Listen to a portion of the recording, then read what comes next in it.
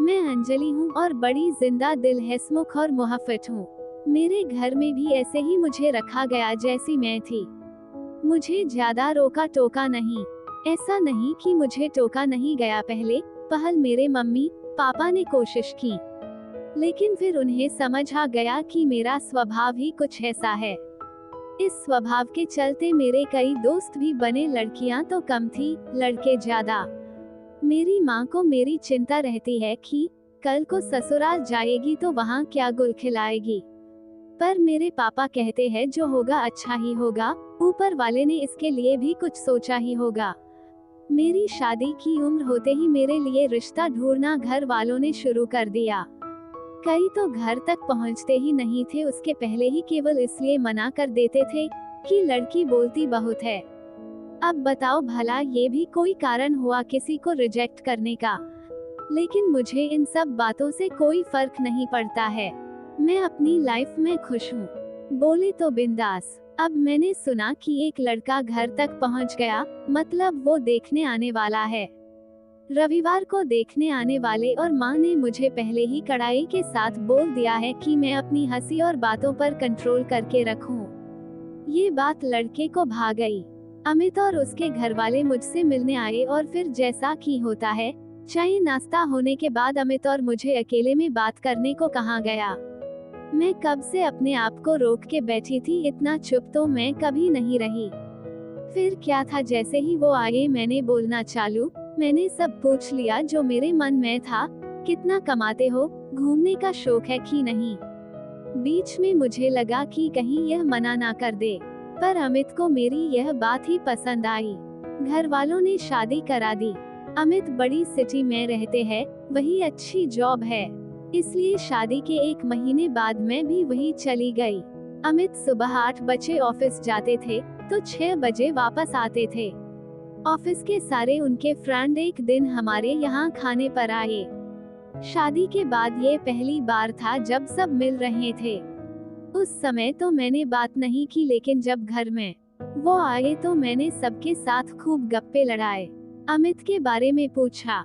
अमित मुझसे बोल रहे थे कि यह मुझसे ज्यादा तो तुम्हारे दोस्त लग रहे हैं।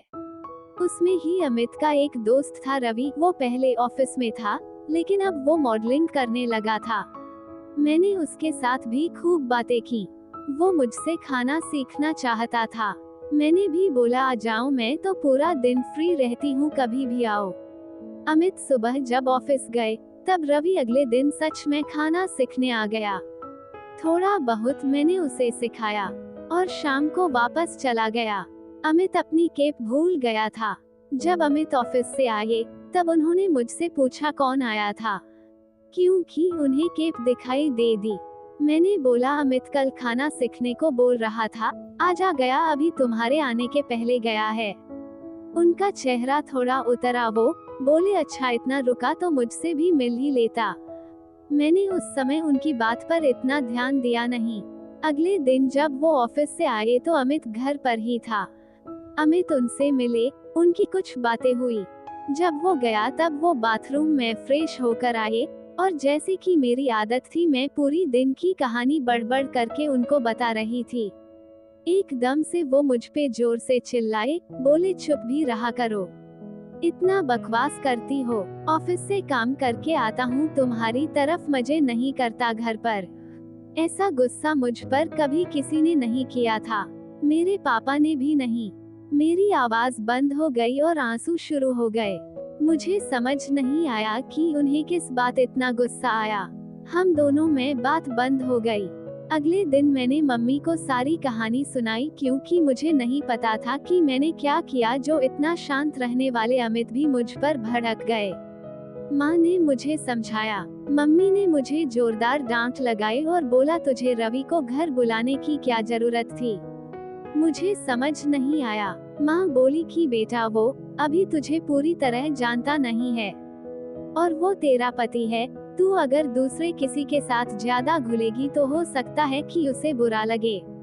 मुझे थोड़ा समझ आया कि उनका मूड क्यों खराब हुआ। अगले दिन फिर रवि आता है सीखने ले लिए। अब रवि को कुछ प्रोजेक्ट मिल गया था तो 2-3 महीनों के लिए वो बाहर जाने वाला था। अमित ऑफिस से आए तब रवि को मैंने रोक रखा था। अमित का मुंह उतरा हुआ था उसे देखकर, और ज्यादा खराब हो गया। बातों बातों मैंने बोला कि मैं बहुत खुश हूँ, रवि को कोई प्रोजेक्ट मिला है, वो बाहर जा रहा है।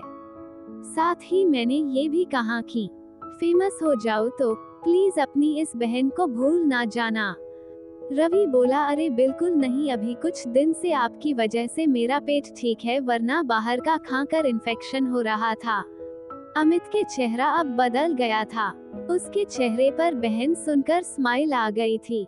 रवि गया। मैं अमित से बात अभी भी नहीं कर रही थी, क्योंकि वो मुझ पर भड़का था।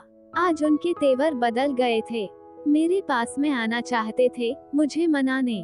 फिर उन्होंने थोड़ी कोशिश की, तब मैंने बोला कि अगर आप कल क्यों गुस्सा हुए थे, इस बारे में मुझे सही बता दोगे तो मैं मान जाऊंगी। वो बोले, ऐसे ही कुछ ऑफिस में ज्यादा काम था। मैंने कहा नहीं, मुझे पता है। वो बोले, क्या? मैं बोली, पति पत्नी का रिश्ता विश्वास और भरोसे का है। आप अगर मुझे कुछ बताएंगे नहीं कि आप क्या सोच रहे हैं या क्या गलतफहमी पाल के बैठे हैं, तो मुझे पता नहीं चलेगा। मैं समझती हूँ कि कितना भी सही हो, मन में ऐसे ख्याल आ जाते हैं। आपकी जगह मैं होती तो शायद वही सोचती जो आपने सोचा, लेकिन हम बात करके एक दूसरे को समझा के सब बातें सॉल्व कर सकते हैं। उनके चेहरे पर एक बड़ी स्माइल थी। अब वो मुझे ज्यादा समझदार समझने लगे। गलतफहमी एक बड़ी वजह है पति पत्नी के रिश्ते को कमजोर करने की। बात करिए, बात ही बिगड़ी बात फिर बना सकती है।